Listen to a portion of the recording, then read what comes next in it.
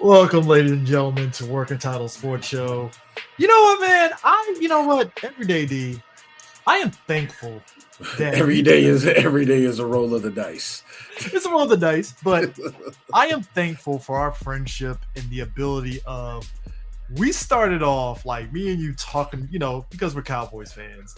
We started off talking about the Cowboys games every Sunday. D would hit me up and be like, "Dog, you see this Cowboys game? Good or bad or whatever, right?"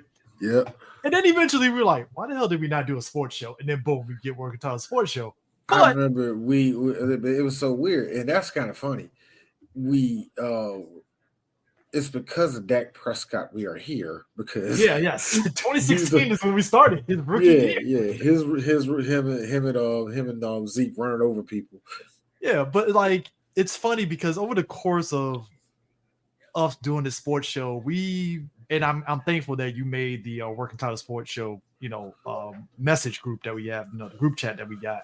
Yeah. Because me, you, and especially Patrick, we talked about and I think we talked about it briefly on the show initially until like the past 3 years when we finally started talking on it, was the idea of like DraftKings and FanDuel and parlays, right? Yeah.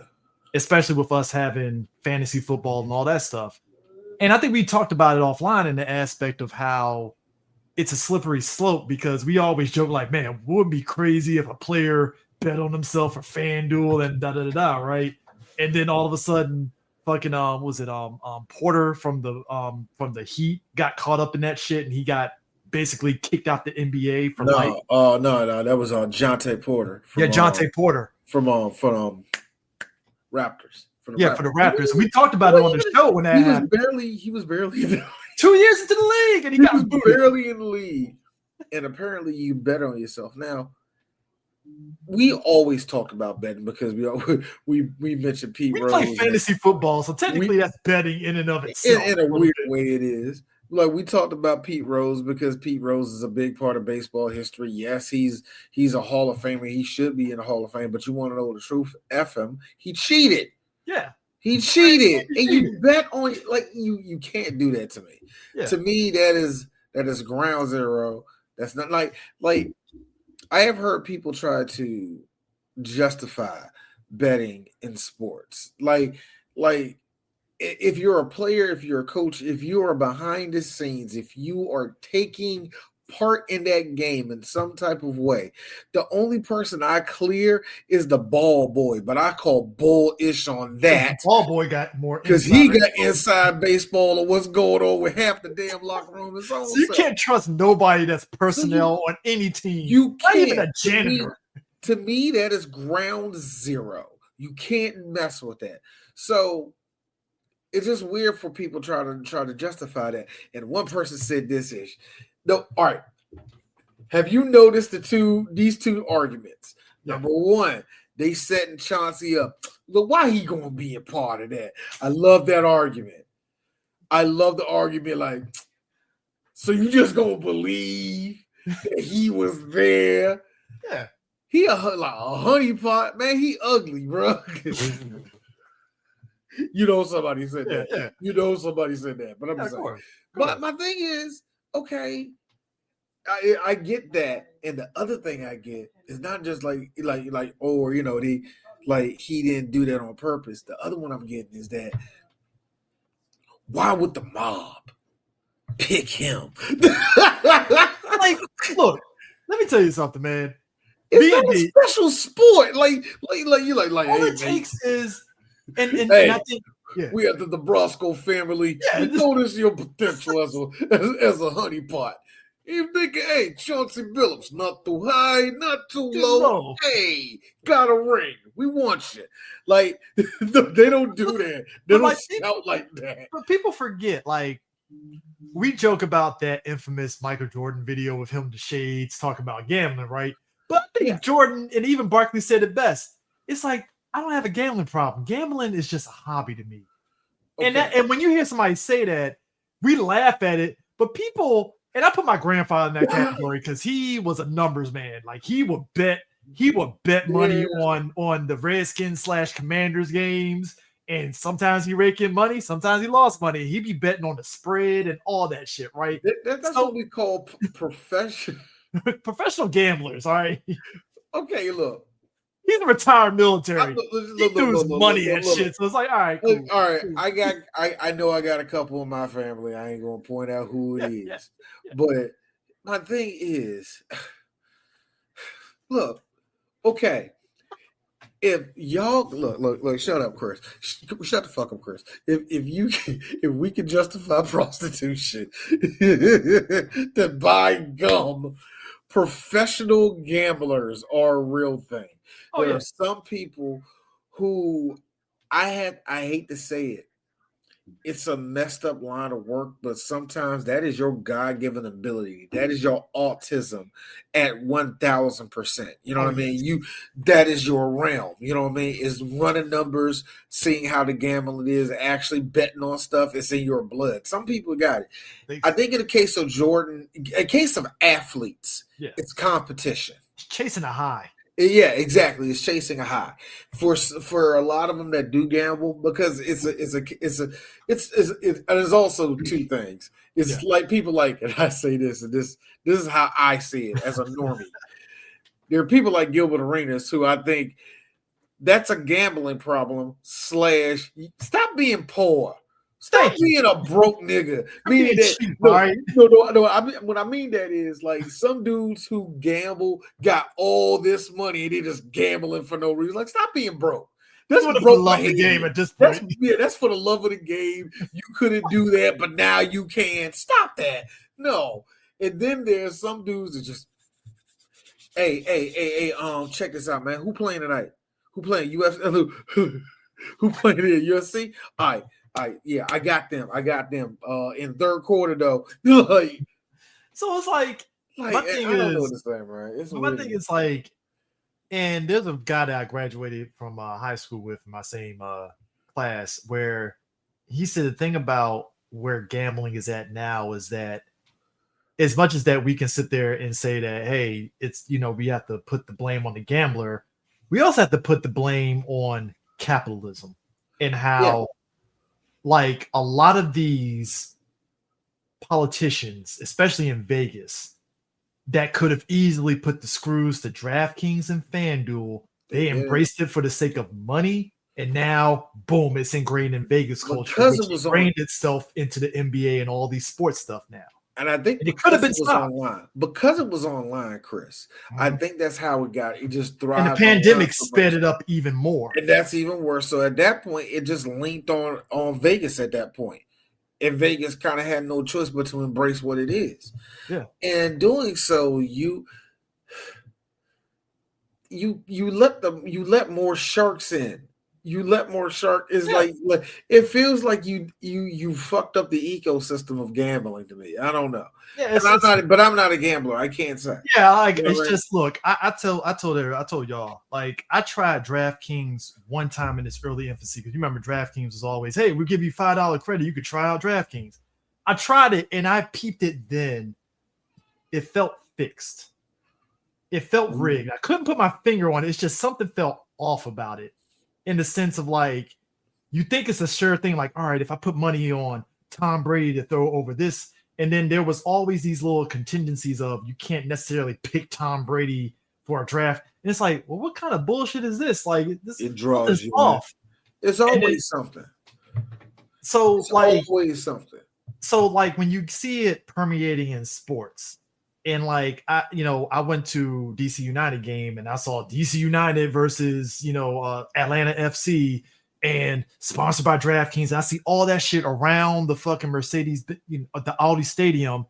It hit me like, oh my god, this shit is like ingrained in sports. Like, holy shit! They let the shark when when the NBA, when the NFL let him in, the NBA let him in. That's what really linked everything, man. Like seeing that F1 in NASCAR, I expect that because damn near everybody and their mama is going to have this shit plastered on NASCAR and But F1. here's the I thing, expect that, right? But yeah, when we started seeing it in the NFL, sponsored by DraftKings, and the players like LeBron in commercials for it, that's the wild it's part. like, ooh. And see, when LeBron got into the commercials, I didn't think nothing of it. Look, I'll be real, because LeBron's everywhere, I didn't think nothing of it. Yeah, you just figured, all right, whatever, Until this whole thing came up.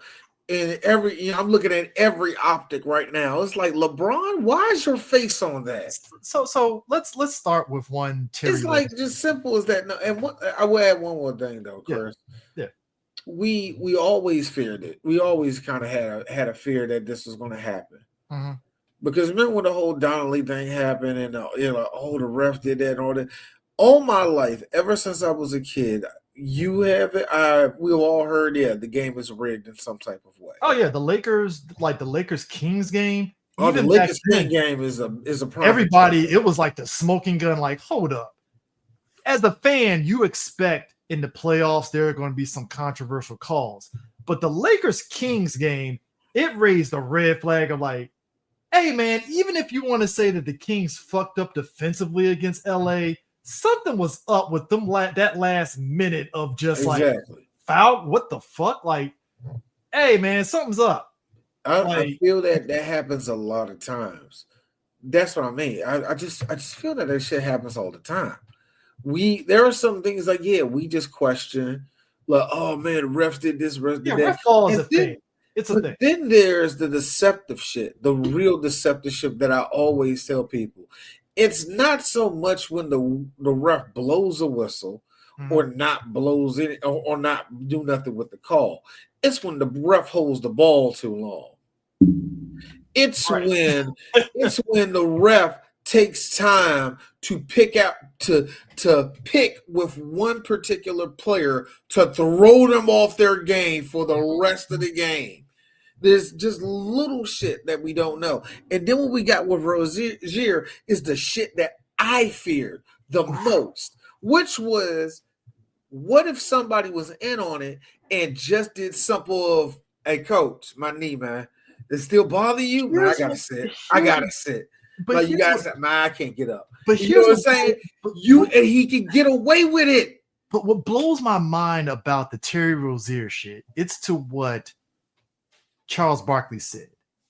We can sit there and say, oh, gambling addiction, but Charles was like, no, this is stupid. Because thank you. You can't sit here and make $26 million and we said, was it 26? Whatever, it's a high amount of money. Whatever, 20. Right? Let's just go over 20 million. 26 million. You make 26 million as an NBA player, right? Yeah.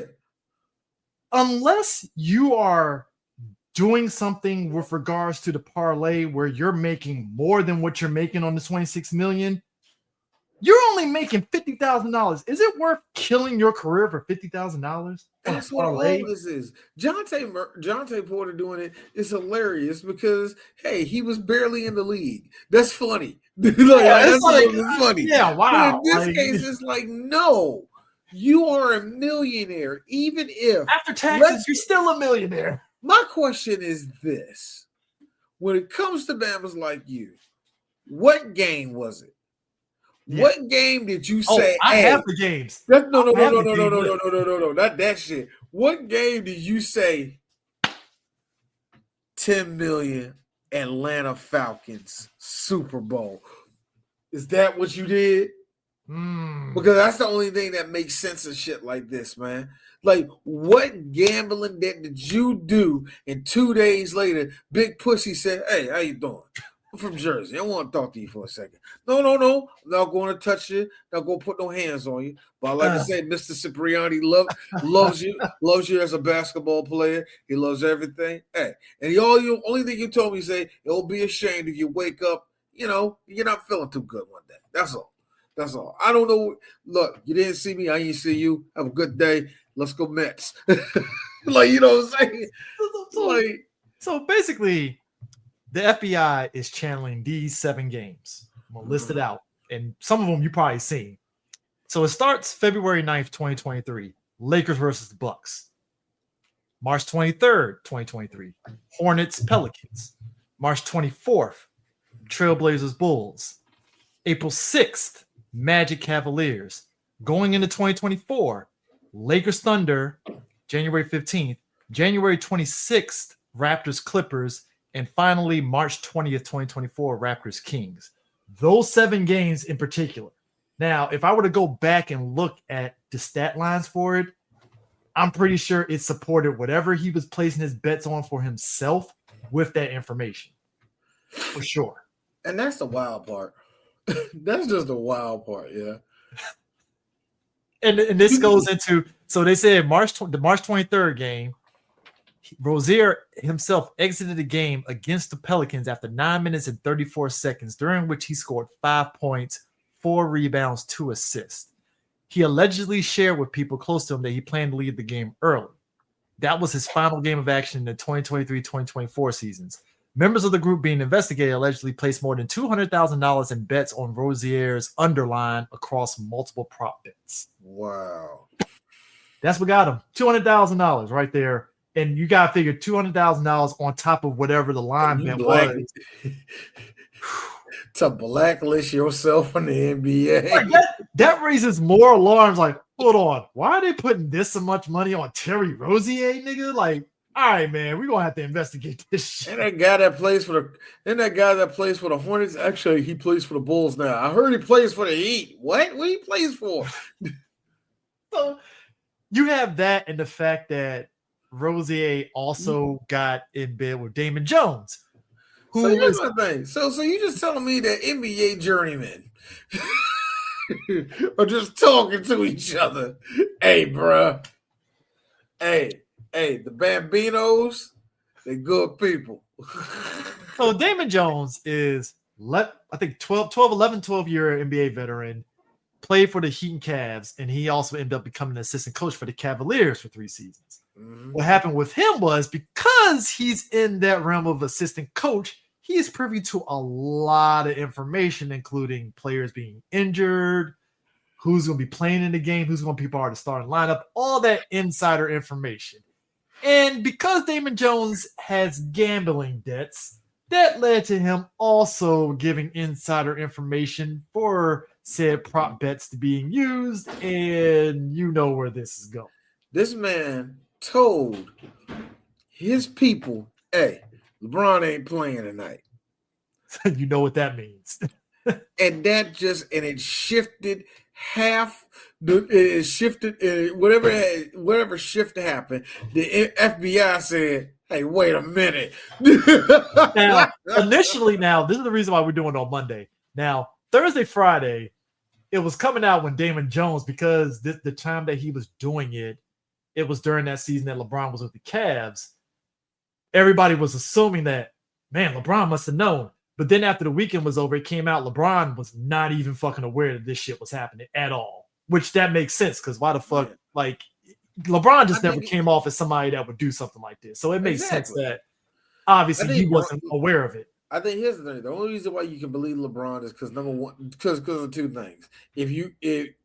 Number one, he's not going to risk his image to be wrapped up in something like this. And number 2, if he is betting on some shit, it ain't under his name. Anyway. Rusty Shackelford. He got, exactly. There's a P.O. box in rural Ohio. Well, man, it's like we don't know. It's like LeBron making bets on. That's all KD was like trolling under a different name on Twitter at one point, right? Like exactly. Yeah, so it's like you don't think people can find other ways of doing that shit, man? If it wasn't for Michael Vick's cousin, we would have never known it was him. Ron Mexico, thank you. Yeah, so it's like, so you got that. But then on top of that, because obviously with Rozier and Damon Jones, it opens the floodgates of probably other players coming out. Chauncey Billups situation. Now, Chauncey Billups situation is different. Now, earlier this year, Gilbert Arenas, he had loaned his house out to somebody for them to have pretty much an illegal poker game going on in his house.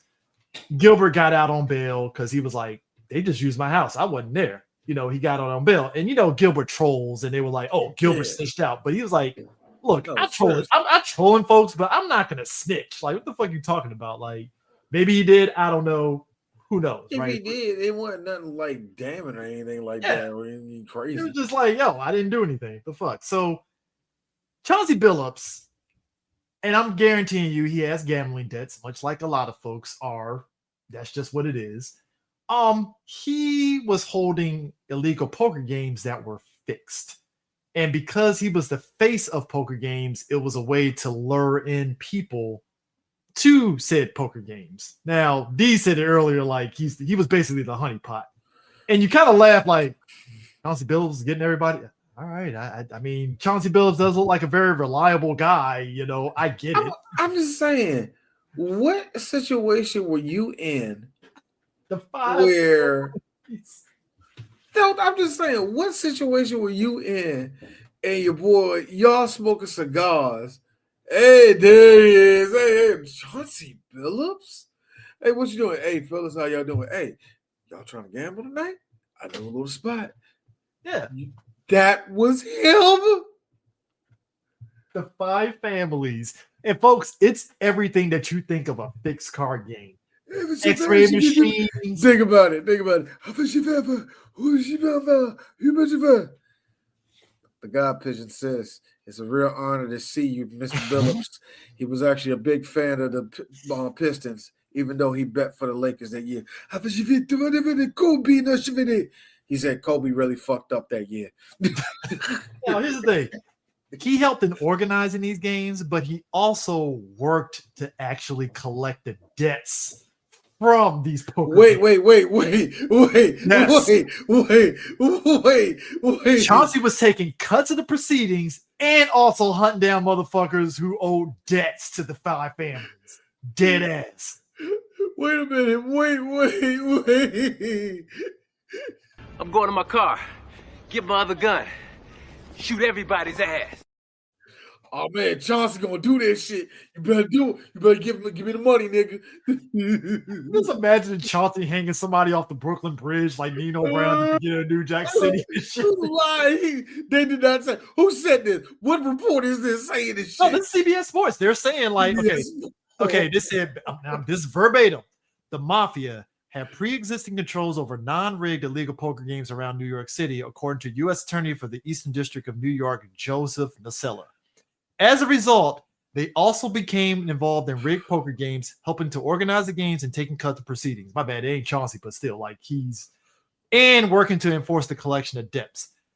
Billups, on top of that, also is tied into the sharing of insider information because he's the coach of the Portland Trail Blazers. So it's like not even just the poker games, it's also insider information in regarding to said sports betting shit. And then on top of that, he's wearing this shirt that's tied into like LeBron James and them. And somebody was saying that's like Billups wearing that shirt to really warn folks like, hey, y'all need to help me or else I'm gonna snitch. And I'm like, I don't know how true that is, but like in the situation like this with how serious this is, somebody gonna snitch. Somebody is snitching.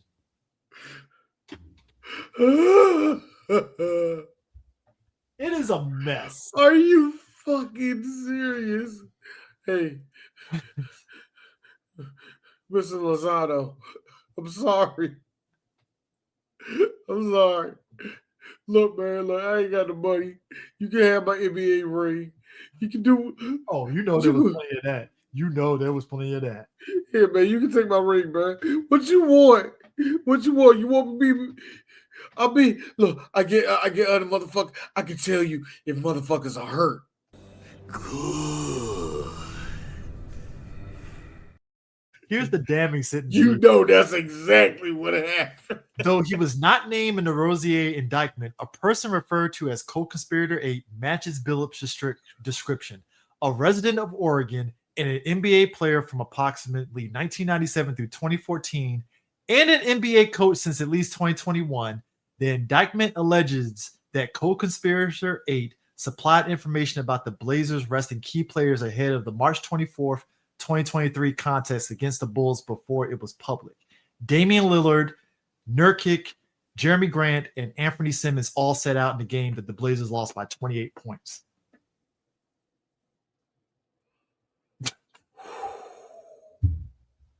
Woo! Y'all going to jail. Oh, yes. And y'all are going Adam to jail. It's not enough that Adam Silver. All of them are going to jail. It's not enough that Adam Silver got to deal with the WNBA shit, like we talked about last episode, right? You already got to deal with that shit. And now this shit gets dropped on your fucking plate after you got a big celebration of the NBA on NBC is back, high ratings from the overtime with the Thunder versus the fucking Houston Rockets, phenomenal and stuff. Lakers versus the fucking Golden State Warriors, phenomenal. And then boom, night 2, this shit gets lit. Day 2 of the NBA coming back, this gets laid at your fucking feet. 2. Bro. Son of a whore! And here's the kicker. You got players in the WNBA already saying, hey, we didn't fucking damn dude have anything to do with any illegal gambling. None of that shit. And I'm like, yeah. Sis. First off, nobody asked y'all. But you mean to tell me how raggedy that whole league is? You gonna tell me as raggedy as the WNBA is? I wasn't. Chris, nobody was betting. There was no illegal betting going on. Hey, I ain't trying to. You mean to tell me in the same league where a girl has to literally get DDT'd onto the floor to get a fucking foul? You mean to tell me there ain't no illegal backdoor betting going on in this league? Hey, D, you mean to tell me Angel Reese didn't put a bet on herself on FanDuel? Not saying she did, but you know. You already know.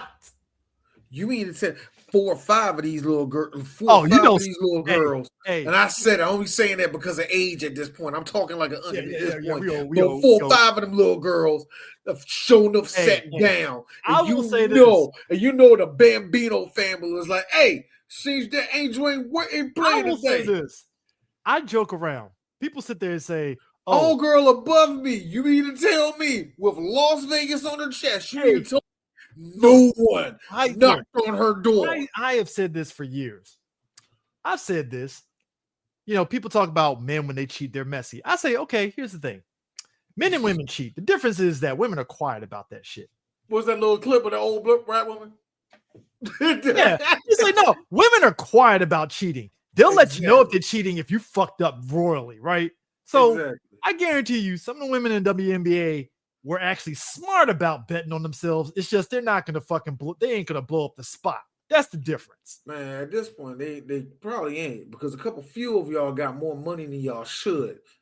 That's DB and funny because I know half y'all broke. But podcast to supplement income, so you know. Hey, look, D know how it is. I ain't hating on y'all. But I'm saying, you mean to tell me ain't none, all y'all just good with y'all scruples? Half of y'all league is Nigerian. So I already know for a fact. Now here's my thing.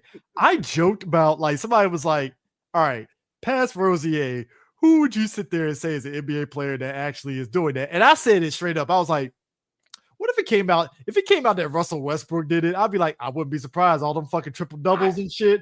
And because and that's just me conspiracy theory. I ain't saying it's serious, but that's the conspiracy theory in my head. Now, if there's a serious thing, and here's the thing.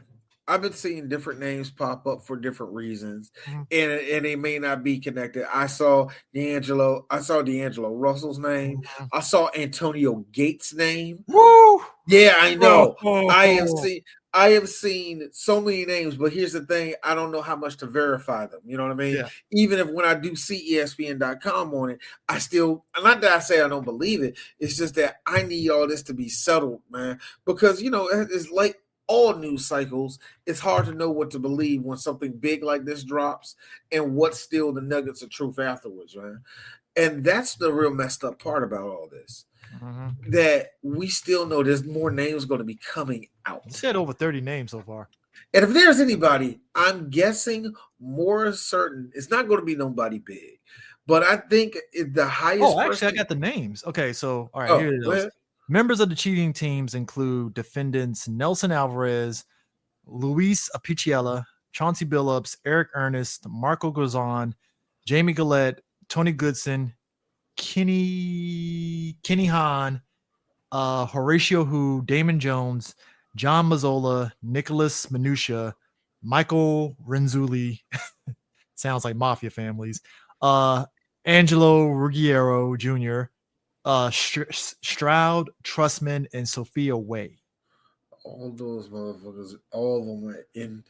And like I said, we still don't know the other crap. And it's a mix of the poker. It's basically a mix of the people that were doing the inside betting plus the poker game. So they're kind of combining all of that and stuff. And granted, on top of that, I think in this current climate, people are kind of like giving a side eye to Cash Patel and shit because it's like, yeah, it's understandable. Well, here's the thing: kind of fucked himself up on their being legitimate too. So it's like, I will admit, there's a lot of what I like to call can-do flash. Like there's a lot of it's really flashy. It's really saying, yeah, look at these evidence. Look we what did we're it. doing. Yeah, it's a lot of that. Mm-hmm. Meaning two things. This was already about to close way before Cash even showed up. Mm-hmm. Or two, nigga, we're not done yet. You know, so okay, somebody finally broke down the timeline. So it started, goddamn, April 9th, 2019 is when it started. Federal employee authorities alleged that rigged poker games backed by Bonanno, Gambino, and other organized crime families of the La Costa Nostra began in 2019. One specific game involved Billups on this date allegedly defrauded victims out of $50,000. The scheme featured a shuffling machine that had been secretly altered to use concealed technology to read the cards in the deck and predict which player at the table had the best poker hand and relay that information to an off-site operator. October 2020. Bank records show co-defendant Robert Stroud wired $50,000 to co-defendant Sophia Way, who then wired $50,000 to Billups. December 2022. Investigators alleged that this just is 50. Yeah, just 50.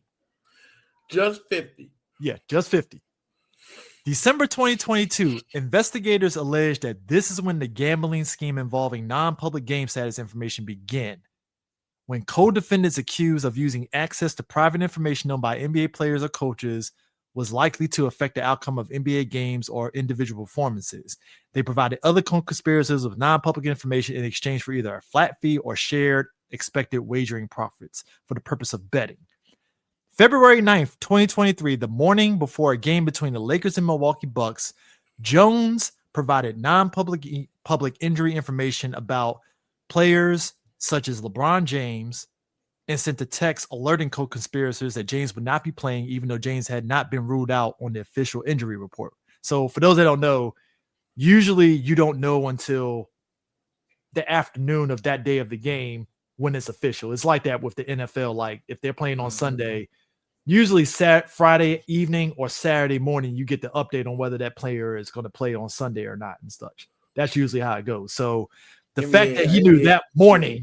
Yeah, NBA, it's usually right in the beginning of the afternoon. They have to get sometimes an hour before the game. I think it's like noon time. They let you know, but you know, of course, it's game time decisions and stuff like that. Yeah. So yeah. So March 23rd, 2023, the Dykeman alleges that Rosier, then playing for the Hornets, informed Deniro Laster that Rosier was going to prematurely remove himself from the game against the Pelicans in the first quarter. Laster then allegedly sold this information to multiple people, including Marvis Fairley. Fairley and an unnamed co-conspirator agreed to pay Laster $100,000 from their expected gambling winnings. Fairley also sold the information to co-defendant Shane Hims, who dispersed it to a network of associates in order to place wagers on prop bets for Rozier's under in the game. Prior to the start of the March 23rd game, authorities allege Hennon and other conspirators placed more than 200. Oh wow, this is official number, $260,000 in bets on Rozier's under. Rozier in that game removed himself from the game in the first quarter after playing less than 10 minutes. So that was the game where he was like, "Oh shit, my leg," and he left the game. Which, if you didn't know all this, you probably would have looked at it as he probably did get injured. He tweaked something. That don't make no sense. $260,000. It's the wiring of the money that's killing me, bro. They just wired $50,000 like it was nothing. That's yeah. And then March 24th, 2023, prior to the game of the Blazers Bulls, Billups allegedly told Eric Ernest the Trailblazers were tanking and several of their players would not be playing. Ernest provided the information to Fairley, who promised to pay $5,000 if the bets against the Trailblazers were successful. Oh. Fairley and Hennon then placed more than $100,000 in wagers that Portland would lose the game. Like I said earlier, the Blazers didn't play the league fair. My thing is this: why did you play so much money on that? That aroused a suspicion right there. $100,000 on a regular ass, busted ass Portland team. That's a West Coast game starting at 10 p.m. Why did you pick?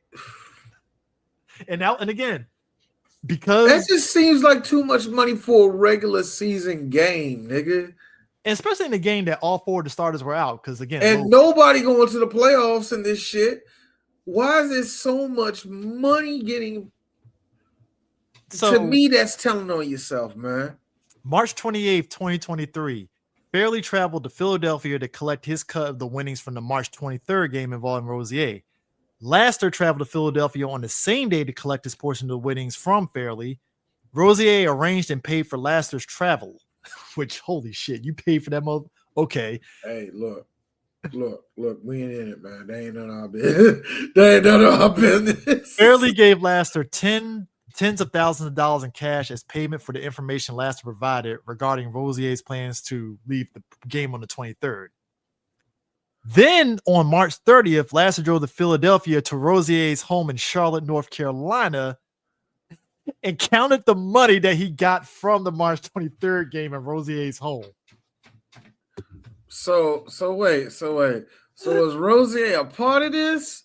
Or was it, hey, man, like, hey, just go count it at your house. Why? Because I can fucking do it. NBA player, money, I felt like doing something good. Now, say hi to your mom. She makes a good She makes a good. Now, this is where it gets interesting. Now, apparently there was a Magic player. They haven't said who it was, but in the game on April 6, 2023, Cole Anthony, the Magic versus the Cavaliers, one of the Magic's starting players told a co-conspirator that Orlando would be sitting its entire starting lineup. This public information made Fairley place $11,000 bet that the Cavs would cover the spread. The spread was basically the Magic were favored by 9.5 points over Cleveland. Magic didn't play the starters. Cleveland won that game by 24 points.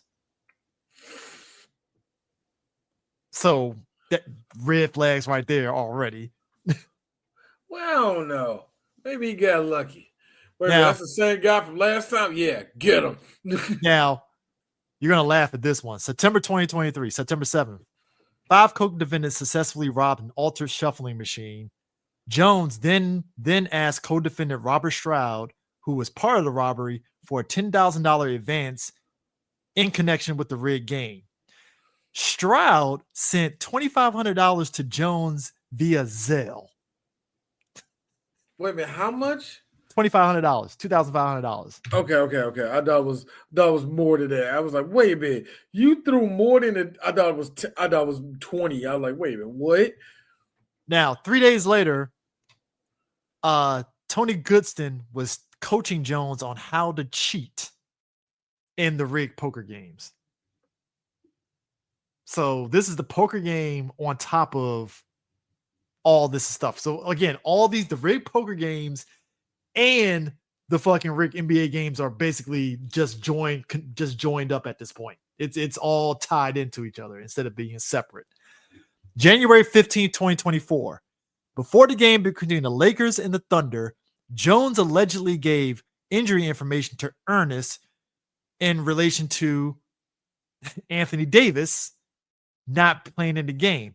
Jones claimed to learn from the trainer that James and Davis was injured and was only going to play a limited number of minutes. Now, I remember that game because that's when Anthony Davis was, I think he had like a knee injury or something like that at the time. His whole body was falling apart. Remember that shit, yeah. man? So Fairley bet $100,000 against the Lakers, and Jones was paid $2,500 for the information.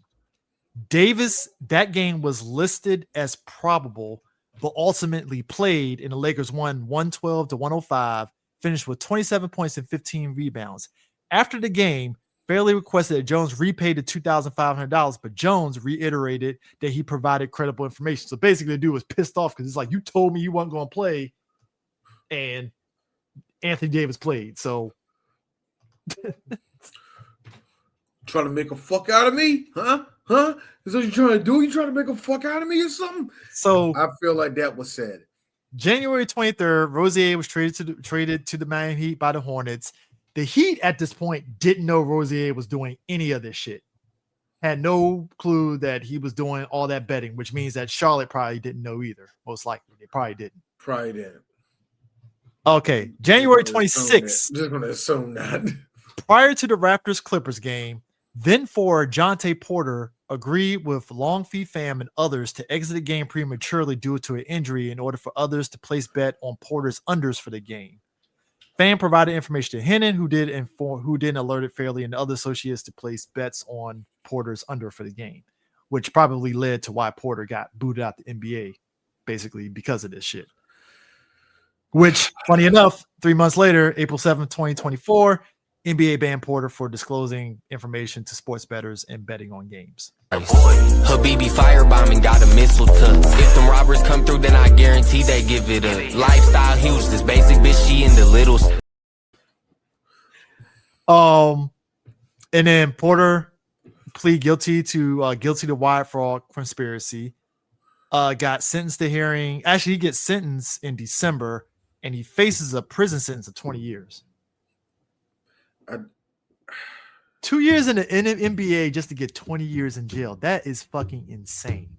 That is crazy. Way to fuck up your whole life. I mean, look, man. All of this is nuts. All of this shit is still nuts. I mean, is it? How nuts are we talking here? I feel like because some of this shit feels like a plot of a mid-grade.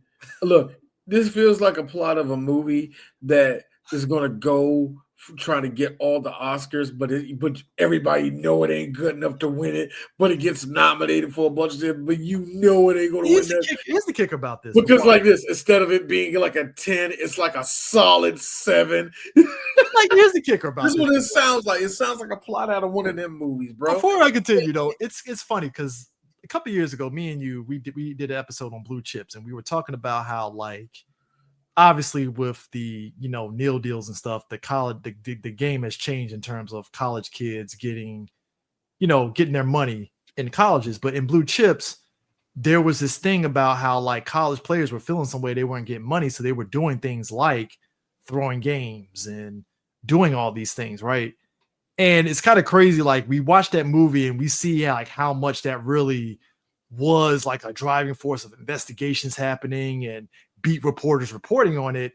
And now here we are now, and it's like, wow, we're really living the plot of blue chips right now. Holy shit. Like, it's crazy. Weird because, I can understand anybody that will say the little thing that athletes get paid too much, but that's how much they're worth. That's how much their bodies are worth. You know what I mean? And it is tough sometimes that players like kids, they don't get nothing. They had to make money because there's nothing guaranteed and not doing any of this. No extra money in doing all this, especially back then. Yeah. So get where we at now, a lot of people were mad. There were going to be a lot of people mad that, oh, Dad, we're giving more power to the players. That's one thing that we don't want to do because, God, how can I frame this? How can I really frame this? It makes me feel that to fix anything, you have to really fix what's going on with the players, make their whole ecosystem better, wherever it may be. But instead of doing that, you'll try to make your money doing this and doing that. I'm not framing none of this right. I was trying to make it connected. It didn't work in my head as I was talking. But it's just that there's so much money to be made in betting. And when the NFL decided to put their logos on it, you legalized it.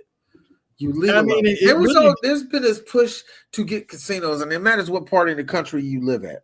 Mm-hmm. But by the time we were getting out of high school, Chris, in the 2000s, that's when there was a lot of talk for the MGM to come out over here.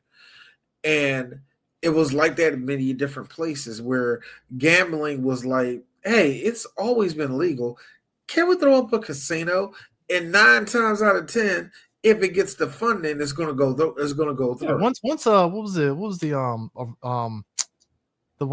casino over at Arundel Mills when that came up, right? Maryland Live. Yeah, Maryland Live. When that came up, I think it put a lot of shit in overdrive in terms of, especially when you look at the local side in this area with gambling, it really was like, oh shit, you could place bets on the Ravens and the Commanders games and the Nationals and the Orioles and the soccer games and all. That was a real big selling point to a Horseshoe up in Baltimore. Oh yeah, that was a real big seller for that. And now that you made it, like I said, I can only imagine in a state where you don't have a casino, how much that's probably enforced. FanDuel, DraftKings, I can only imagine how much more is enforced out there. Shit, BetMGM is a big thing now, yeah. Oh yeah, I mean that's Caesar Sportsbook is a big one now. Like we don't need to go down the list. Yeah. But it's so much play, and then these teams put their name on it. Then Caesar put their name on a fucking stadium. You see what I'm saying?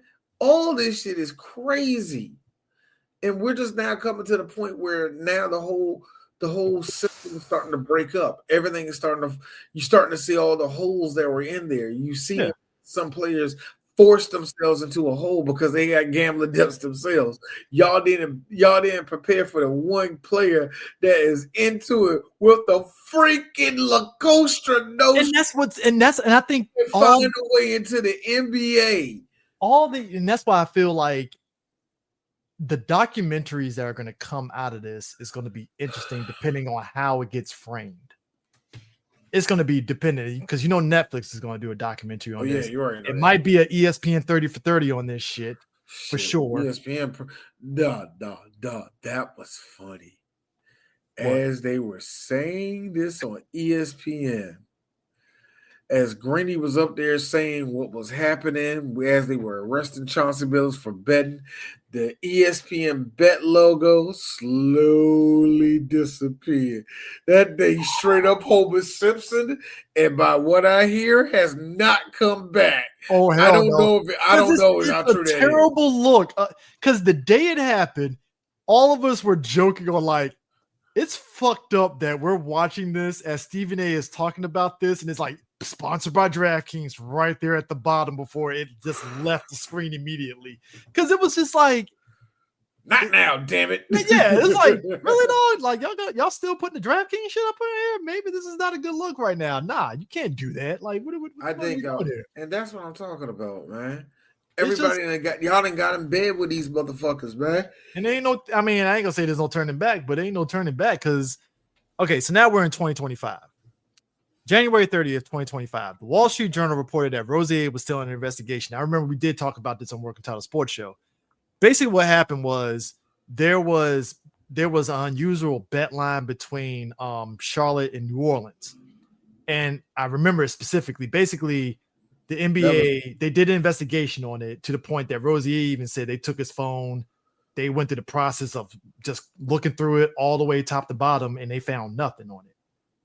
So they were just like, well, I guess he wasn't doing as much betting as we thought he did. So, all right, whatever. We didn't find anything.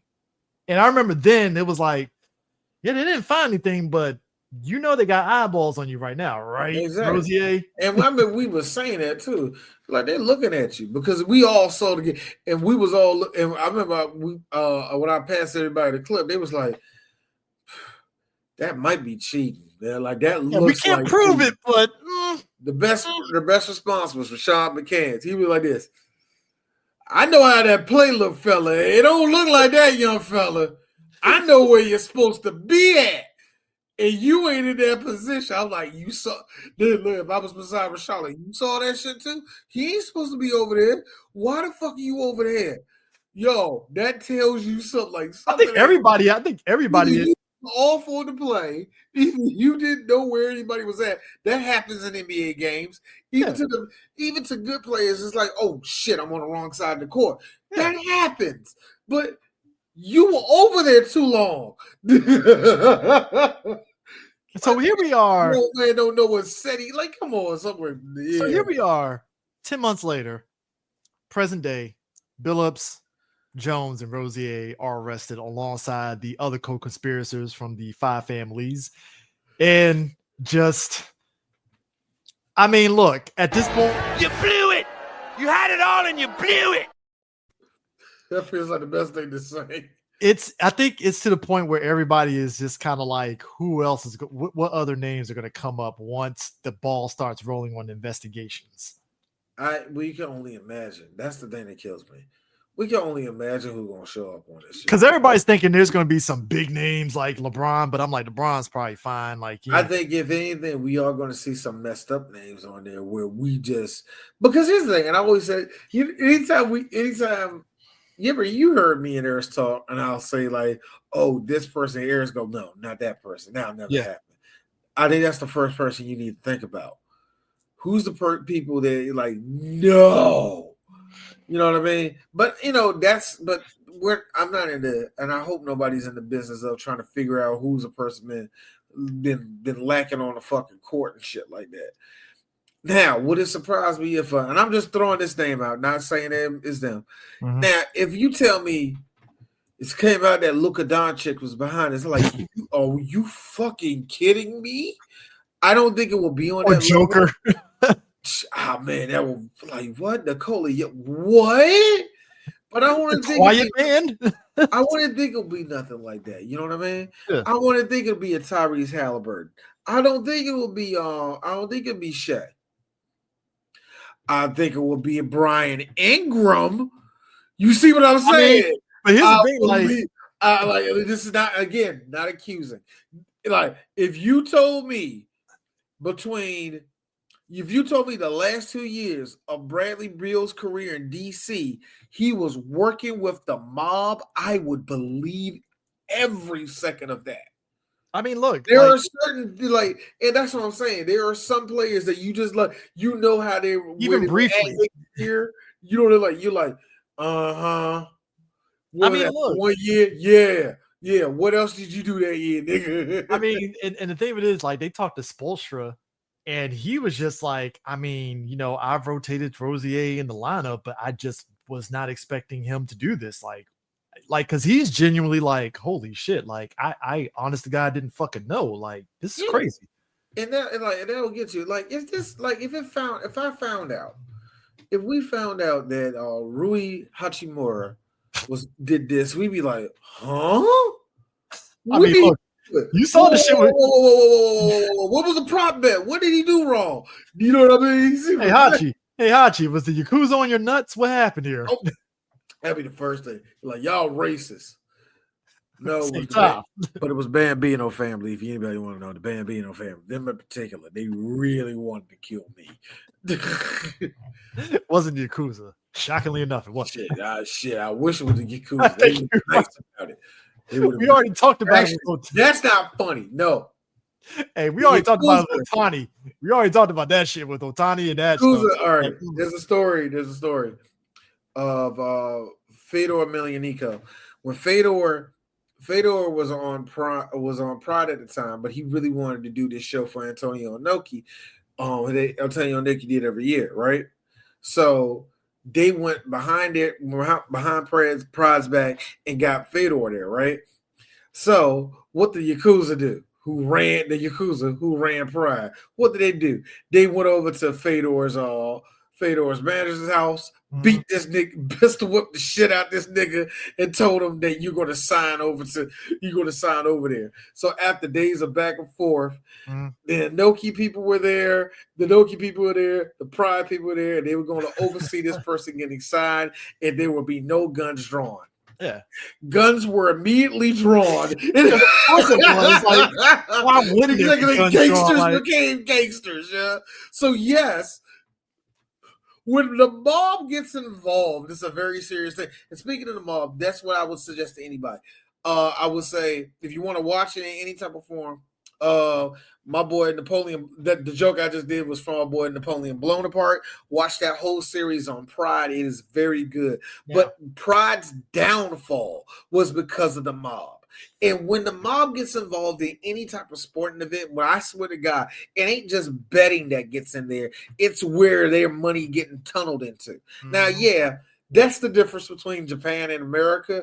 In Pride, they actually ran the shit. You know what I mean? They had their money. They invested tons of money into this shit. And, they was trying to see the outcomes of all that shit. And these were fucking spectacles back in the day, For the 2000s.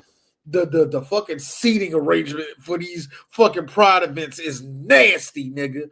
Now, but here's the kicker. Even then, in America, there's not a lot of ovaries because they can't control the organization. That's the one thing I will give the NFL, NBA, all that. The mob can't control y'all. But you know what they can control? One thing we have not talked about, and I think that's going to be the biggest brick to fall, Chris. They can control the referees. Yeah, we are. I mean, the refs. We haven't heard none of them yet, and I think they're about to be next. Now, here's the thing. Jaylen Brown, he's the VP of the NBA Players Association, right? And he made a good point. He basically, I'm paraphrasing it, he felt like when the world of sports gambling started becoming a part of sports, the NBA and even the NFL and all that stuff, they never took into consideration the players with respect to the behavior around gambling and just the energy and just how that correlates to the player. Exactly. They just went, and basically he said they just did it in terms of how can this increase our business or revenue? And it's like, hey, but how is this going to affect the players? Because players gamble, right? Exactly. Are you doing anything to protect the players so that this doesn't happen?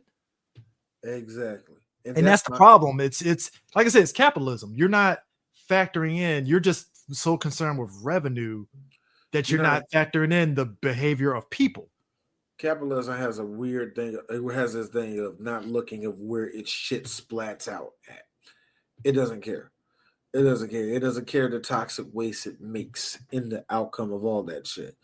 And that's the big thing. To hear Charles Barkley, and I read Charles Barkley's book. He was a gambler. Oh, yeah. He was a gambler. We know this. But vividly, and he admitted it. But he wasn't weak. Yeah. You know what I'm saying? There are weak gamblers. And weak gamblers, yeah. I mean, and yeah, every gambler can get into that thing where they owe people money and shit. That can happen to any gambler. But weak gamblers have a real thing about them of how stupid and desperate they get.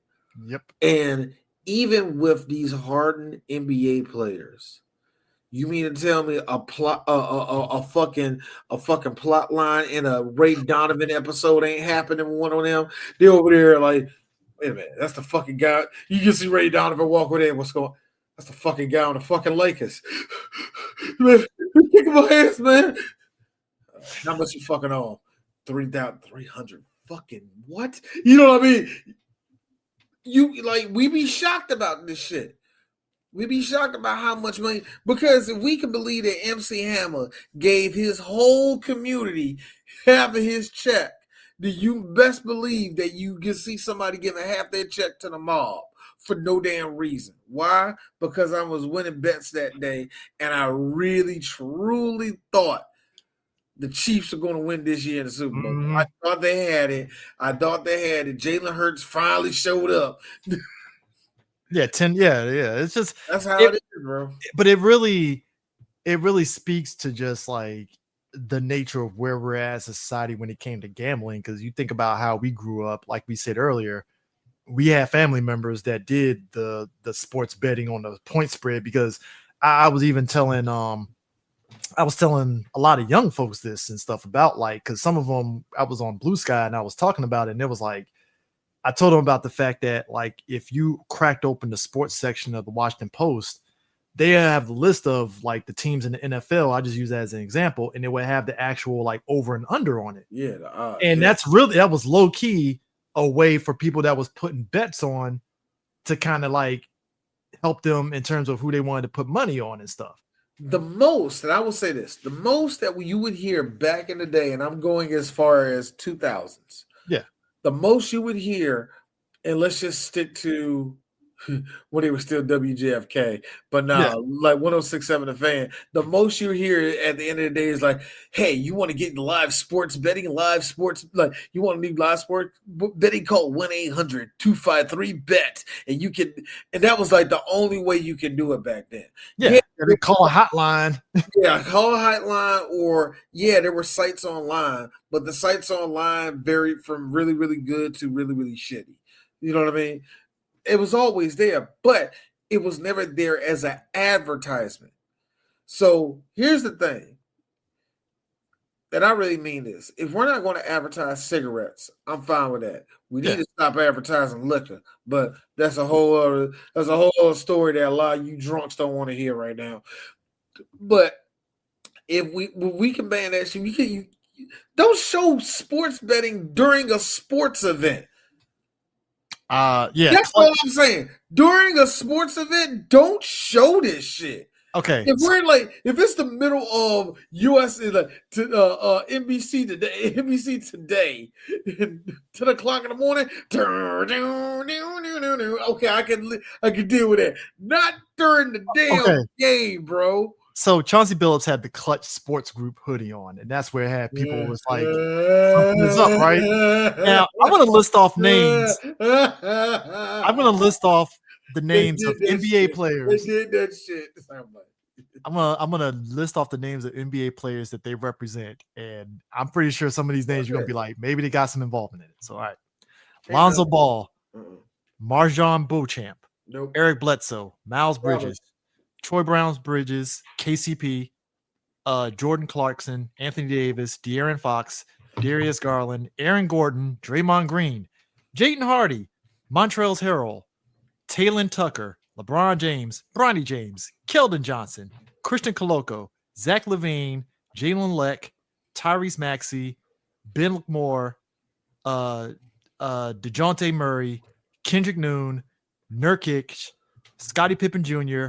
Wow, I forgot he's playing in the NBA. Terrence Ross, Colin Sextons, Juan Toscano Anderson, Gary Trent Jr., Jared Vanderbilt, Fred VanVleet, Lonnie Walker, and Justin Edwards. Ain't none of them niggas did that shit. Okay, all right. And if they did, if I had my money on anybody, it'll actually be VanVleet. Yeah, just because I wouldn't see that coming. Just because we wouldn't see it coming. And then on the WNBA side, you got Asia Wilson, Naz Hillman, Jordan Canada, Chelsea Gray, Jewel Lloyd, and Alicia Gray. God, really? That's it? That's the only people? Yeah. And then on the NFL side, you got DeAndre Hopkins, Tremaine Ankrum, Christian Bermore, Cameron Bynum, Dez Fitzpatrick, Breece Hall, Kylan Hill, Jalen Hurts, Odell Beckham Jr. Damn, he's still one of them. Oh, they're formerly current. Myles Garrett, Bijan Robinson, Quincy Roche, Devontae Smith, Montez Sweat, and Chase Young. Yeah, like I said, none of them did it. Nobody else did. Well, here's the thing. We don't know. But the whole we don't know. Allegedly. But to say that all the Clutch Sports is behind that, that's a leap. Yeah, I think people were just trying to. I think that's the conspiracy theory in some folks' head regarding all that. And because I hate saying this, y'all really need to get some help, man. Michael Jordan don't care how you attack LeBron James. He really don't. Hey, look, he really don't. I find it. Speaking of which, how'd you like seeing that yellow-eyed bastard on motherfucking NBA and all these niggas heart melt because they seen Michael Jordan for the first time in like months? Like, I don't understand how y'all. Well, whatever. They asked his viewpoints on the NBA coming back to NBC, and Jordan did his usual psychopath stuff. Like, man, I really want to get back on the court. And I'm like, only a psychopath says some shit like that. It's like, Oh yeah. That being said, no, roll up.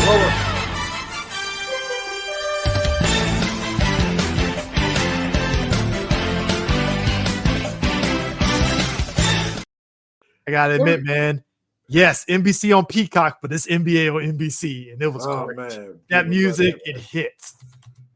But also, no, what killed me was before it started. Are y'all doing a storyline? I missed this shit. They're like, oh, they did it correctly. Yes. we missed this. Basketball finally came back alive. Yo. Hey, look, I love the fact that the NBA on TNT crew got a new home at ESPN and they're still continuing their shenanigans, and I love it. ESPN don't deserve it. They don't deserve it. They really don't. Don't deserve it. But you know what? I'm always glad to see Ernie and them get a big check to continue the ball rolling, because I mean, yeah, I am too. I don't know how long I could have tolerated Stephen A. Smith doing commentary for ESPN. Love Michael Wilbon, but he needs to be back on his show. No. Being a journalist like he is. Because he's really not, that's the one thing that's so funny. I always thinking like, well, Mike tries to do it when he was doing the ESPN gig. He tried his best doing it. Yeah, it just don't work to me. You know what I mean? Because he's the only one actually asking questions out of all of them, but it don't fit well, at least in the dynamic. He's in that journalist mindset. So yeah. So when I actually see him on Part of the Eruption, it's like, yeah, it's your wheelhouse. It's your wheelhouse. Speaking of which, something that should have happened. You know our boy, white boy that was winning the dunk contest. The Pacers signed him to a multi-year contract. Good for McClung. Good for McClung. Yeah. Good for him. Good for him. Now he can just disappear into the Don't do him like that.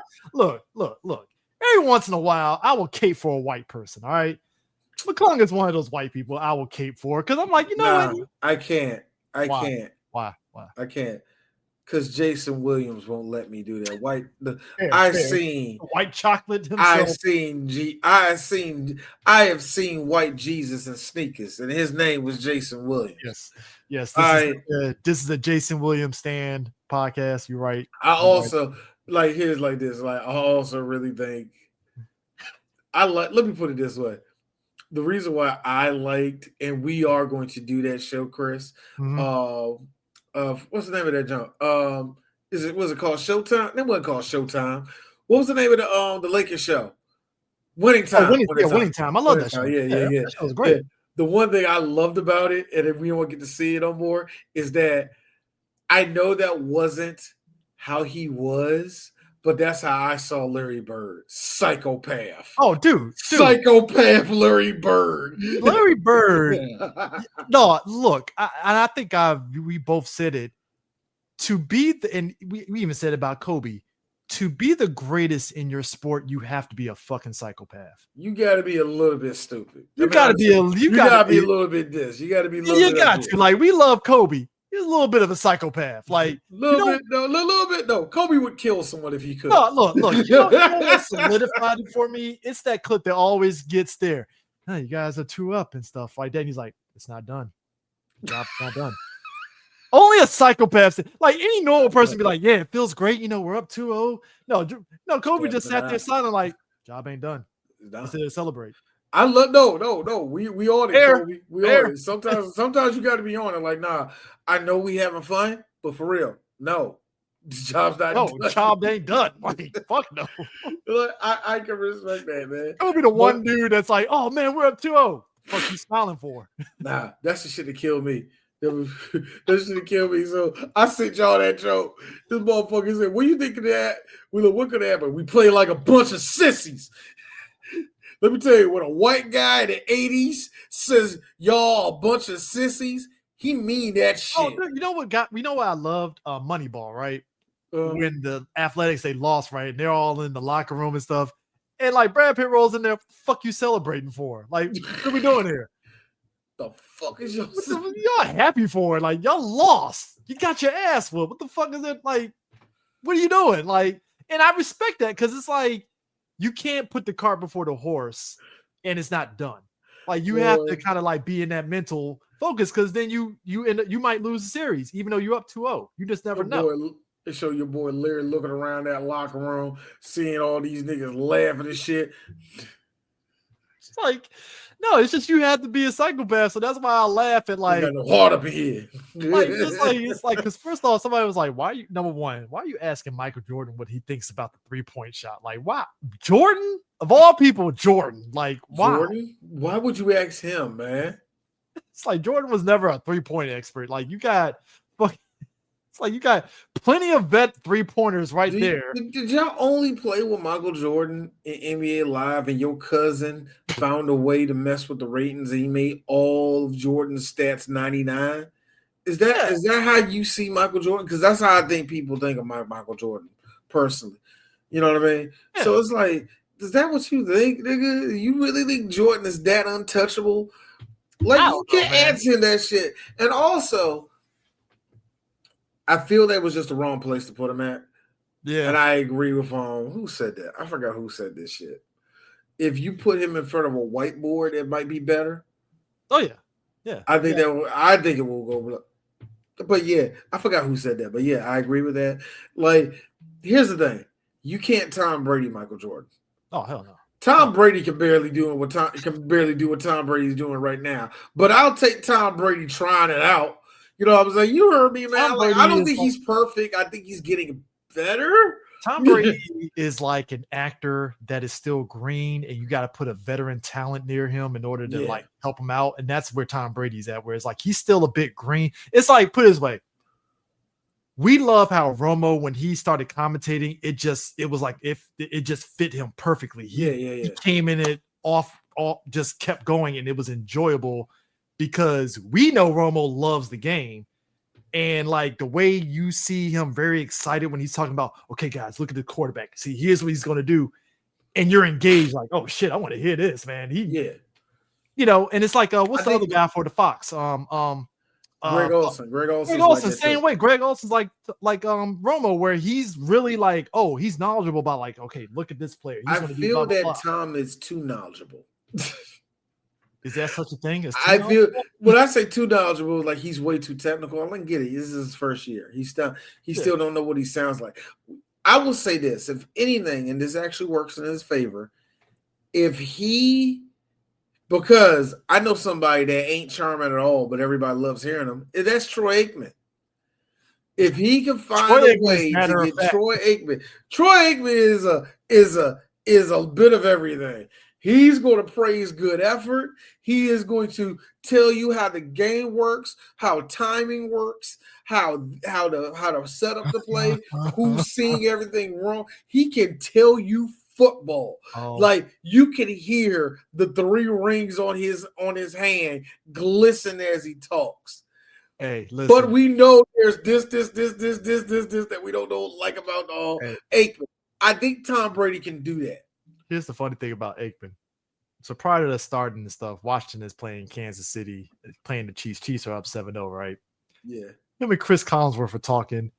Aikman, being the cowboy that he is talking cash shit about the Commanders in his Troy Aikman way. Like, yeah, you know, the Commanders, they're doing all right. You know, they got Mariota playing tonight. I was like, bro, the shade. You said Chris Collinsworth. You throw me off. That's all. I forgot who he with. He ain't with Joe Buck. Yeah, he's with Joe Buck. Yeah. He's with Joe Buck. But him and Collinsworth are doing the commentary tonight, but both like it's the shade from Aikman that makes him entertaining because he knows how to throw shade in a way where it's like here's the thing. Chris Collinsworth is happy to be there. You know what? This guy just messed the whole play right here, right? And then look, he's already looking over there, right? So when you see the play, every time that happens, every time. Now, here's a guy you can hear the happiness over here. Troy Aikman is like, I don't know what he was looking at. See, they're set up in a nickel in the way he. Yeah, what the hell? I don't understand. I don't understand that play. When Troy is blank, that means you fucked up. When Troy's like, Yeah. It's like I don't understand that play. I So don't. It's like I don't understand who he's throwing to on that play. Like nobody was open. Like I said, it's so funny. But anyway, let's get into this. Let's get into this football, and we wrap it up, man. Real quick on college though. Let me speak for my team real quick. Let me speak for my team. I hope Brian Kelly sees a fucking door as soon as possible. I hope his ass is. Or as soon as we're done with this, I hear that there is a Beverly Hillbilly style truck with his grandma on the back leaving the state of Louisiana. I have never seen so many LSU fans that are Harlem shaking about this motherfucker leaving. I was like, because I think that's leaving yet. Is he gone yet? It sounds like he is leaving, but like. I didn't because that's why I asked you and y'all like what happened and stuff. But you broke it down what it was. But maybe you can basically break it down to folks that don't understand. Because like I said, this is very simple. Brian Kelly's a curmudgeon that nobody fucking likes. Okay. He wasted Jalen. He wasted Jaden Daniels. He really doesn't give a fuck about none of the culture that goes on down there. Here's the funny thing about it: you got a strong ass defense, an offense that can't connect to none of fucking thing. You're about to waste another batch of good fucking defenders, and you ain't got no big time game to put him in. You rode on the coattails of fucking Oregon, who they had to get rid of because Oregon fucked up. But at least Oregon won a goddamn national championship. Thank you. You're really pissing me off that the fact that you got 3 stout ass running backs, but for some fucking reason you can't get this run game to go. How do you got Harlem Berry, who a dude who's going to be a monster, who should be a monster going to NFL? His stock is low right now. I don't think nobody gives a fuck about this kid. Thank God he's a freshman, and that if you leave early enough, the next coach that can come in can probably do something with him. I do not like Brian Kelly. He's just flat out not great. And on top of that, I don't think he likes. There are some people where you can tell, like, did you want to coach here? Did you actually want to coach here? Did you just thought it was going to be LSU? This is a 99 rated team. I'm gonna sleep to get a fucking national championship. Hey Chris, we ain't won the SEC championship since Oregon left, bro. So I want this nigga about it. I want this nigga about a Baton Rouge, y'all. That's all I'm saying, man. 2 things with college football. One, shout out to Howard. They won their homecoming game, beat Morgan State 33-27. Congrats to them. Great times. Shout outs to the people, whoever the PR people over at Delaware State. Shout out to y'all. Yeah. No, for real. Because there are people there. I feel like, no, for real. There's been a bunch of white YouTube creators that have been going to Delaware State.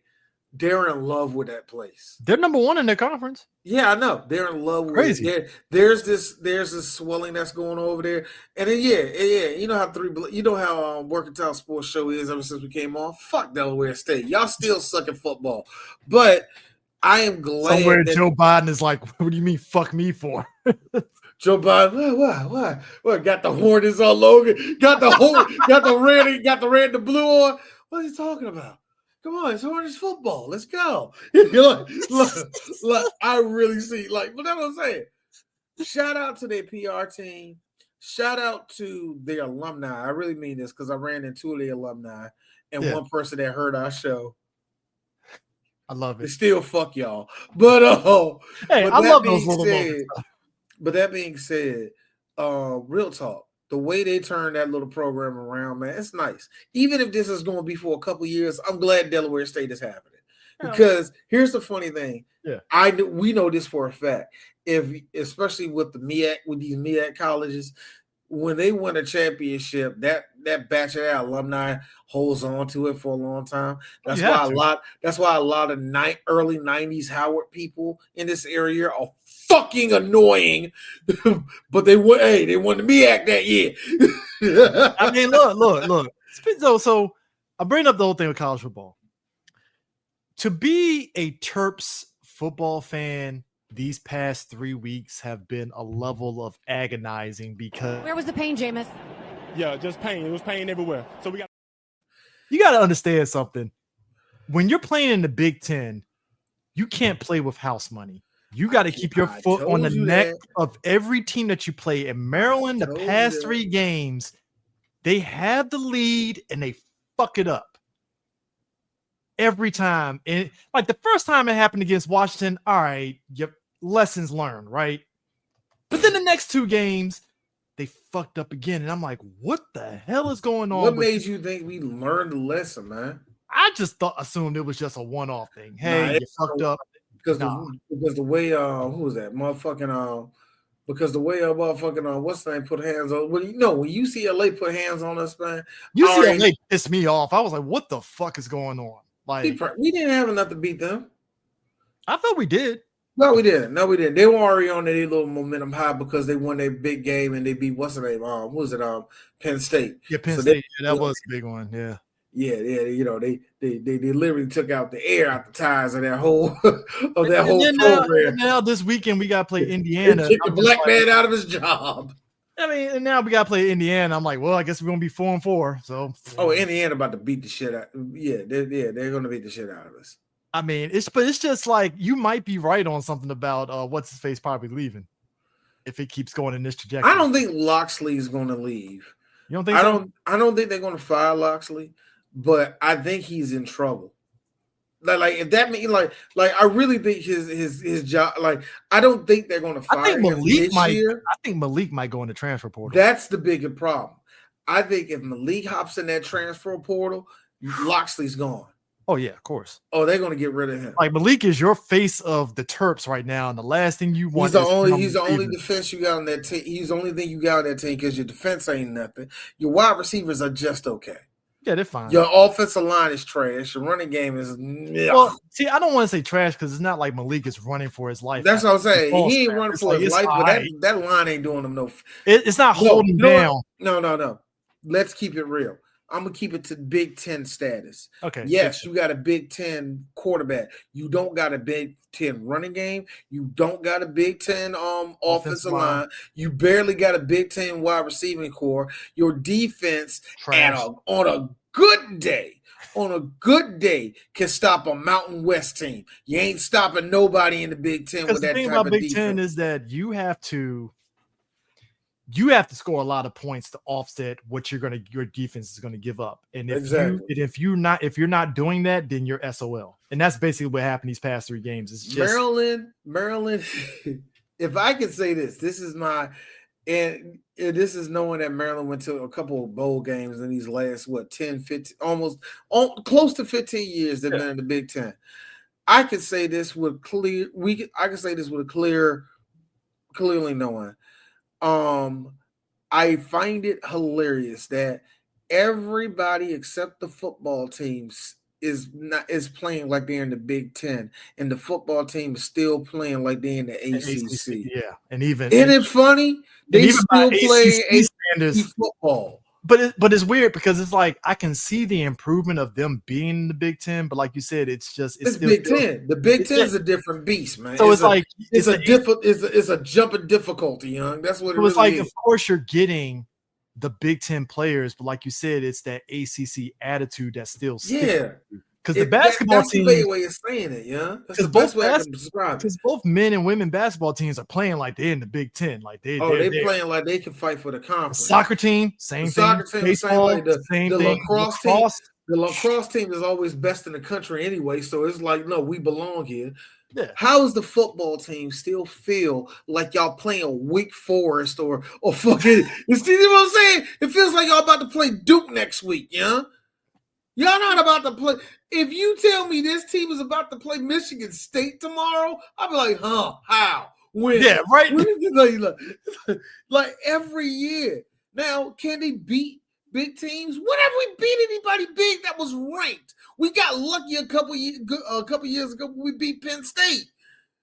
This team doesn't like it. Really feels like they're just slower than everybody. The only team we can really rumble with is Rutgers. Rutgers is the only team we can mess with. We have trouble with Northwestern, young. So how in the hell are we trying to fight with anybody else, young? Now here's the thing: we're talking about college. I'm just laughing that amidst all this, Colorado football's in disarray. Boy, Dion is in Now, trouble. Now, Colorado ain't in disarray compared to, say, North Carolina Tar Heels, because that's a different can of worms there. I think that's a different can of worms. But That's a whole different Colorado, because all the stuff coming out with Mike Lombardi and all that rest of that shit. I meant to get the whole story on that. I'm not. We'll do going that on next to week. that. We'll do that next week. We'll do that next week. But I would say Colorado, and I knew this was going to happen. As soon as Shedeur and everybody left, I knew Colorado was going to be basically back to square one. I knew that they were going to turn back into a pumpkin. They were going to be. They were going to have to build it up and everything. They were going to have to rebuild it. Now, here's the funny thing: even though I said the SEC, we see the SEC and the Big Ten or they're the Big Two. The Big 12 ain't nothing to fuck around with anyway. Oh, hell no. With two. So yeah, no, they had a tough time going into that. Chris, either Dion has had 2 bad recruiting classes in a row and nobody has noticed, or Dion ain't that good of a coach. And I like to believe that his recruiting class the last 2 years has been garbage. I feel his recruiting. I feel that a bunch of the good players hopped in that transfer portal the second you showed up. No, you know what? Here's why I think it happened. I think he had a lot of recruits because of him being Dion and the Shedeur stuff, right? And I think once Shedeur and Travis Hunter left, yep, I think it was 2 things. You had some players that stuck around because they loved Dion and that culture. And you probably had some players that saw the writing on the wall and was like, yeah, I'm getting the fuck up out of here. We getting cooked. We're going to get cooked now. Second year Shedeur. Second year dealing with Shedeur. That's when I kind of knew, like, yeah, a bunch of y'all ain't going to show up next year. Oh, yeah. Yeah. And I think that's what it is. And now it's just a case of fuck. Like I think they're 2-5 now or something like that. Yeah. 2-5. And look. When I say Utah beat the shit out of them, they beat the dog shit out of them. Dion has lost all control of the car. Oh yeah, I mean it's there's a lot. I don't know what to tell you. In the words of Flavor Flav, I ain't got nothing for you, man. Look, man, it's a lot of question marks here, and like there's a part of me wants to know how long. Is he going to stick around in Colorado before he says fucking him out? That's a good question. How long before Colorado says that shit? I don't know. I really don't know what Colorado's, where they at in any position when it comes to that. But still, yeah. This is about to be 2 seasons in a. This is about to be 2 seasons in a row, bro. Now, I'm going to hold off on NFL stuff till next week because we'll definitely do a big breakdown on it. But I'll say one thing that caught my eye this week.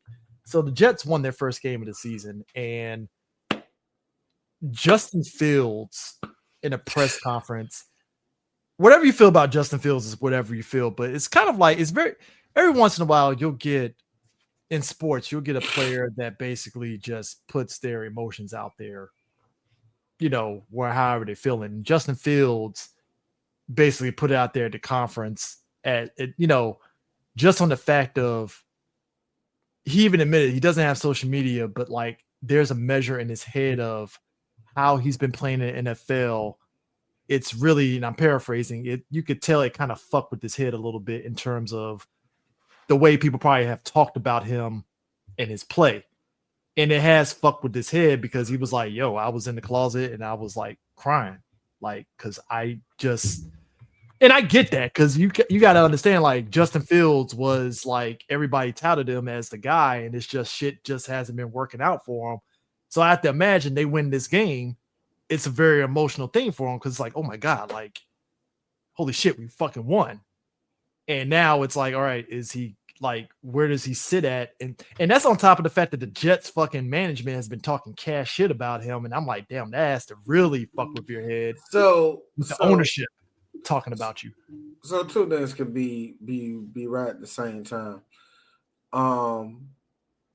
He has every right to feel the way he feels. Yeah, you do. You went from Ohio State to Chicago to Pittsburgh to New York, And all four of those stops, all four of those media stops probably busted your head. Yeah. I'm not even counting when you played for Georgia. I'm not even gonna count that. No. But like I said, just Ohio State, Chicago Bears, Pittsburgh Steelers, now the Jets. The media outlets fucked your ass up. So I understand that. Yeah. He has every right to feel the way he feels. So yeah, I get it. Number 2, though, you still sorry as shit, Justin. Let's keep it real. Let's keep it a buck, Justin. Yeah. Because, and this is a dude that rolled. I really thought you were about to be the man in Pittsburgh. I really did think too. I thought he did decent in Pittsburgh, and I was like, maybe he got a second win. I still kind of root for you. I really do. Yeah. But you're not him. It's unfortunate, and it really sucks the way you had to find out this way that it ain't you. It was never you. Yeah. And I hope that's what he was crying about, where he realized, dog, it wasn't you. What happened in Pittsburgh was not his fault. What happened in Chicago was Chicago doing what Chicago does best, wasting talent with a quarterback. Okay? What happened to you in those stops wasn't your fault, bro. And even here in New York, you play for the Jets. You play for the Jets. Like playing for the Mets. Do you know who the top 2 quarterbacks are? Joe Namath and Vinny Testaverde. Do you know how low the bar is right here? I don't know. Look, I'll be real. Mark Sanchez? Oh, no. Mark Sanchez is on that list. Chad Pennington. Oh, man. Fun fact about Chad Pennington. Do you know that he is actually statistically the best quarterback that the Miami Dolphins had post Dan Marino? D is not lying. The best statistical quarterback for the Miami Dolphins since the retirement of Dan Marino is Chad Pennington. Miami Dolphin fans, look at me. I want you to know that before you come out your mouth to a Cowboys fan, okay? I want you to hear yourself that meant sorry-ass Tony Romo in his sleep did better than all of your quarterbacks since Dan flipping the isotoners don't fit Marino. See, I want people to understand this. The Dallas Cowboys had Chad Pennington and Testaverde too, by the way. We had Chad Pennington. I thought we did. I thought we briefly had him. We had Chad Henson. My bad. I thought we had Pennington. My bad. Yeah, I wish we had Pennington. Shit. We would have rocked them those 4.5 games before we would have sat them down.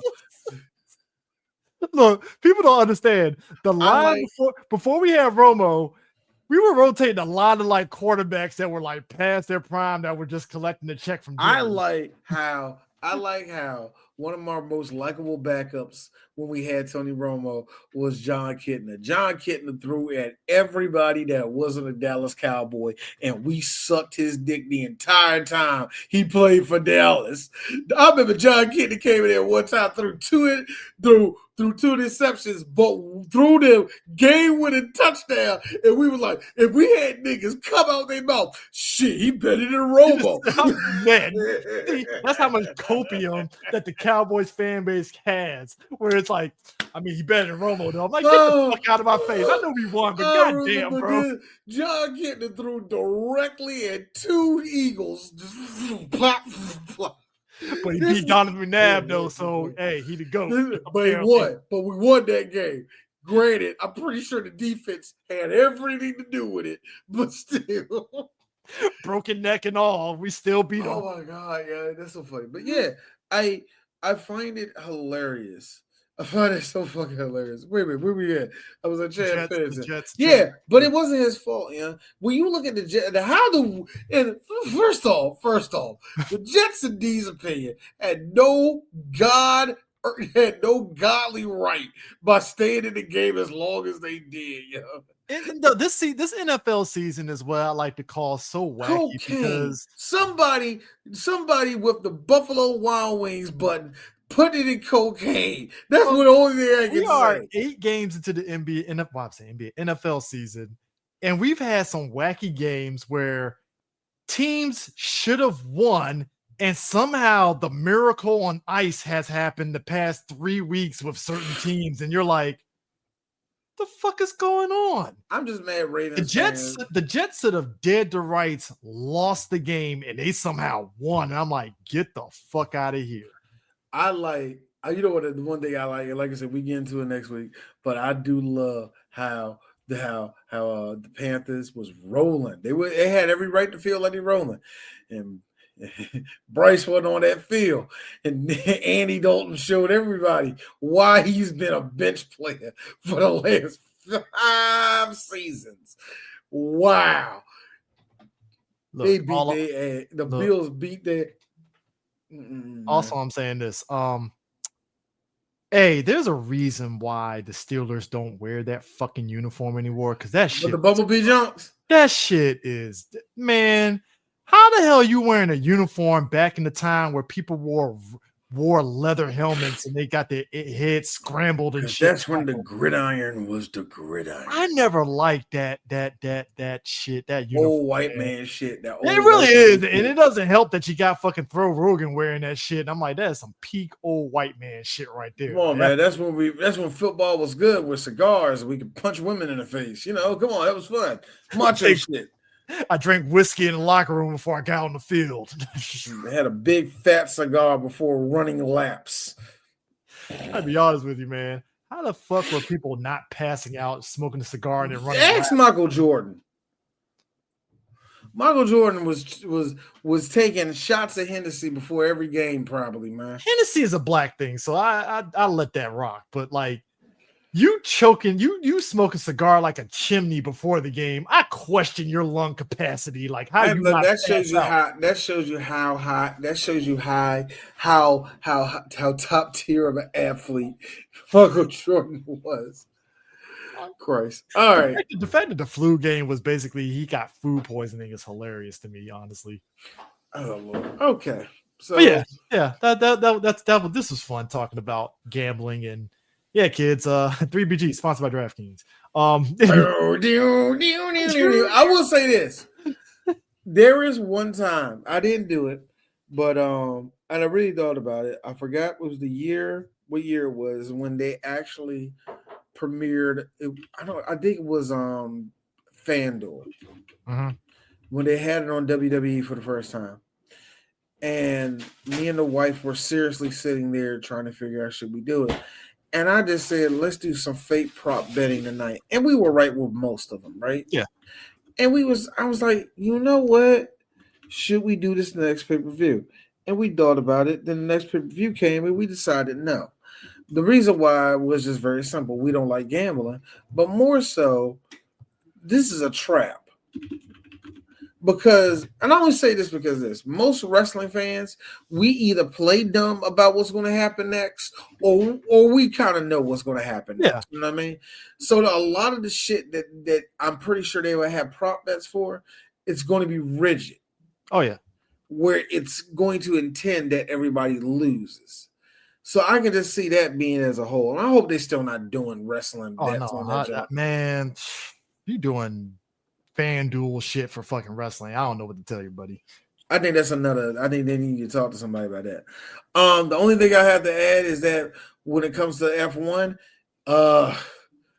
it's getting tight again. Oh. It's a race again. We in the last 5 races, and it's going to be actually interesting. So yeah. The top 3 is actually fighting for number 1. So we're about to find out. Anyway, that's it. But anyways, let's work into our sports show this week. We will catch you guys later. Peace. I hope Chauncey Billups make it.